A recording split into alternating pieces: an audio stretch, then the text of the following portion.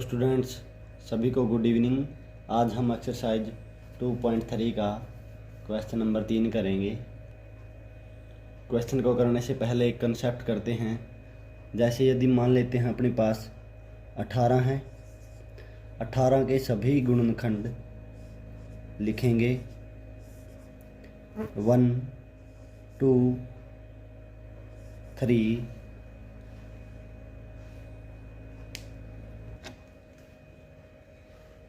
6, 9 and itself 18। तो ये सभी 18 के गुणनखंड हैं।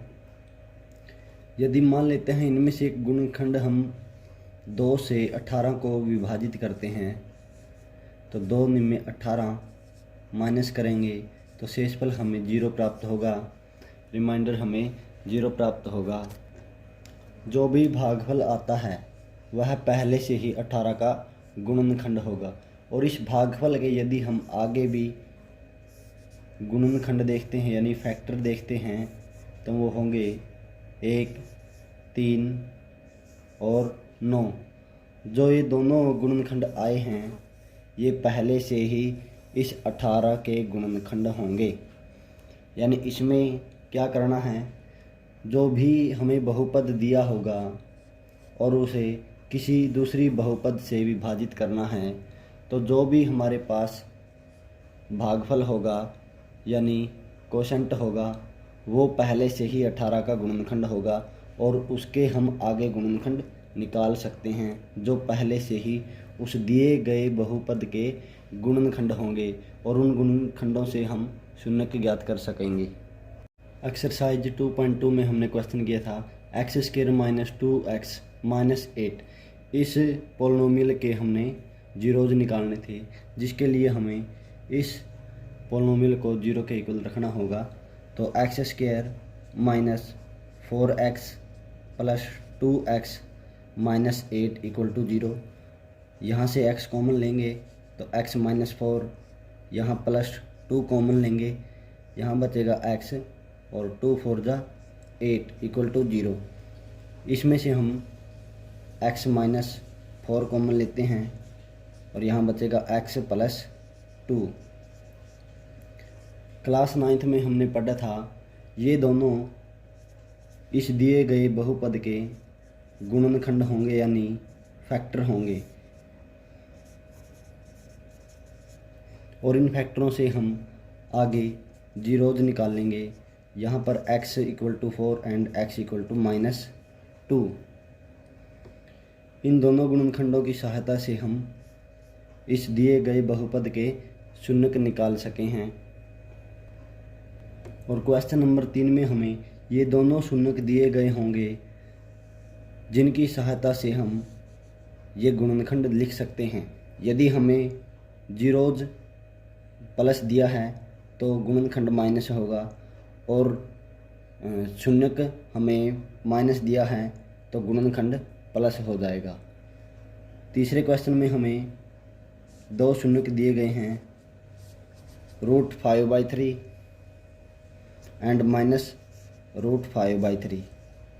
ये दोनों शून्य दिए गए हैं जो x के इक्वल रखेंगे तो यहाँ से हम गुणनखंड निकाल सकते हैं। जो ये प्लस है इधर आके माइनस होगा √5/3 एंड x + √5/3 = 0। ये दोनों दिए गए बहुपद के गुणनखंड होंगे। तो यहाँ हम फार्मूला लगा सकते हैं a + b × a - b, a + b × a - b equal होगा a² - b²। तो यहाँ से x² - √5/3 स्क्वायर, तो ये हो जाएगा x² - 5/3 = 0। तो यहाँ से 3x² - 5 = 0। तो ये जो बहुपद होगी ये दिए गए बहुपद का गुणनखंड होगा। प्रश्न नंबर 3 में ये दिया गया है 3x⁴ plus 6x³ minus 2x² minus 10x minus 5 के अन्य सभी शून्य ज्ञात कीजिए यदि इसके दो शून्य दिए गए हों √5/3 और -√5/3। हमने यहाँ वही कंसेप्ट यूज करना है जो 18 वाला हम कंसेप्ट करके आ चुके हैं। हमने यहाँ वही कंसेप्ट यूज करना है जो हम 18 के गुणनखंड से विभाजित करने पर भागफल पहले से ही 18 का गुणनखंड होगा और उस भागफल के हम आगे गुणनखंड निकालेंगे जो वो भी पहले से ही 18 के गुणनखंड थे। तो यहाँ हमें शून्य दिए गए हैं। मान लेते हैं दी गई बहुपद px equal to 3x⁴ plus 6x⁴ minus 2x⁴ minus 10x minus 5। इसके दो शून्य दिए गए हैं, दो शून्य हैं। यहाँ पर कांस्टेंट टर्म, यहाँ पर वेरिएबल है x, तो शून्य को हम x के इक्वल रखेंगे √5/3 एंड x इक्वल टू -√5/3। इसलिए x minus √5/3 and x plus √5/3 दी गई बहुपद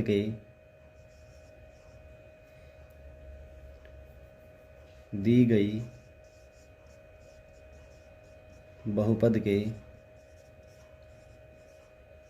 गुणनखंड होंगे।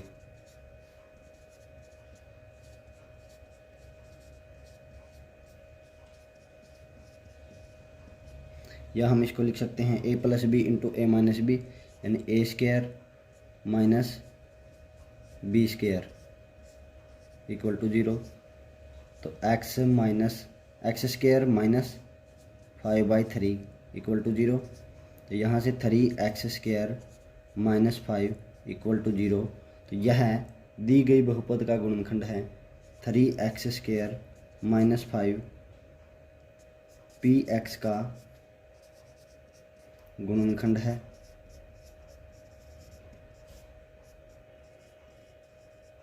तो इस बहुपद से दी गई बहुपद को भाग करने पर शेषफल 0 प्राप्त होगा।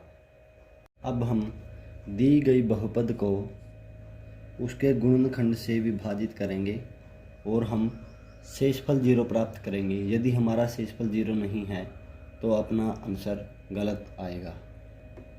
आइए हम दी गई बहुपद को उसके गुणनखंड से विभाजित करते हैं। यानी यहाँ हमारे पास 3 दिया है, यहाँ भी 3 है, इसलिए हमें 1 की आवश्यकता है। यहाँ x², यहाँ x⁴ है, तो x⁴ की गुणा इसके साथ करवाएंगे तो 3x⁴ माइनस 5x²। इसको हम x² के नीचे ही लिखेंगे। अब हम इसको माइनस करते हैं तो निशान चेंज हो जाते हैं, ये कैंसिल होगा। 6x⁴ minus 2x² plus 5x², ये हो जाएगा plus 3x² minus 10x minus 5। यहाँ 3 है, 3 दूनी 6 होगा, इसलिए हम 2 करेंगे। 6x³ यहाँ स्क्वायर है, यहाँ क्यूब है, इसलिए हम एक x और लगाएंगे। ये हो जाएगा 6x³ माइनस 10x, निशान चेंज हो जाएंगे, ये कैंसिल होगा, ये भी कैंसिल होगा। ये 3x⁴ minus 5, 3x⁴ minus 5, 3x⁴ minus 5, इसलिए हम इसको 1 पर कैरी करेंगे। 3x⁴ माइनस 5 माइनस करने पर निशान चेंज हो जाएंगे, तो रिमाइंडर हमारे पास 0 बचेगा। और जो भी ये भागफल है, कोसेंट है, यह पहले से ही इस दी गई बहुपद का गुणनखंड होगा, इसलिए हम इसकी सहायता लेकर शून्य ज्ञात करेंगे। तो x² plus 2x plus 1 px का गुणनखंड है, इसलिए हम इसकी सहायता से शून्य निकालेंगे। Equal to 0। एक्स स्क्वायर और एक्स की गुणा एक्स स्क्वायर और 1 की गुणा एक्स स्क्वायर होगी, और एक्स जमा एक्स 2x होगा, इसलिए हमारे पास 2x के टुकड़े बनेंगे। एक्स जमा एक्स प्लस 1 इक्वल टू 0। यहाँ से x कॉमन लेंगे तो x प्लस 1, यहाँ से कुछ भी कॉमन नहीं है लेकिन 1 कॉमन लेंगे तो x प्लस 1 इक्वल टू 0। तो यहाँ से x प्लस 1 और ये कॉमन आ गया, और ये x plus 1 equal to 0, x equal to -1 और x इक्वल टू -1। तो दी गई बहुपद के दो अन्य शून्यक -1 और -1 हैं। दो अन्य शून्यक -1 और -1 हैं, तो सभी शून्यक इसके होंगे -1 -1 और √5/3 एंड -√5/3। ये चारों शून्यक दी गई बहुपद के शून्यक होंगे। पावर सबसे बड़ी घात यानी डिग्री इसकी 4 है, इसलिए इसके 4 शून्यक होंगे। ये क्वेश्चन बहुत ही इम्पोर्टेंट है, जो आपको समझ आया होगा, इसकी बार बार प्रैक्टिस कीजिए। आगे अपने पास क्वेश्चन नंबर 4 है। मान लेते हैं 37 को 5 से विभाजित करना है। 5 सत्ते 35, माइनस करेंगे शेषफल प्राप्त होगा 2। 5 की और 7 की गुणा करते हैं, प्लस 2 करते हैं तो हमें 37 प्राप्त होता है। मान लेते हैं क्वेश्चन में हमें 5 नहीं दिया गया है और इसकी हमें वैल्यू ज्ञात करनी है। 37 को किसी संख्या x से विभाजित करने पर भागफल 7 प्राप्त होता है और शेषफल 2 प्राप्त होता है, तो x का मान ज्ञात कीजिए। तो सबसे पहले हम क्या करेंगे, +2 को इधर लेके आएंगे तो ये -2 हो जाएगा।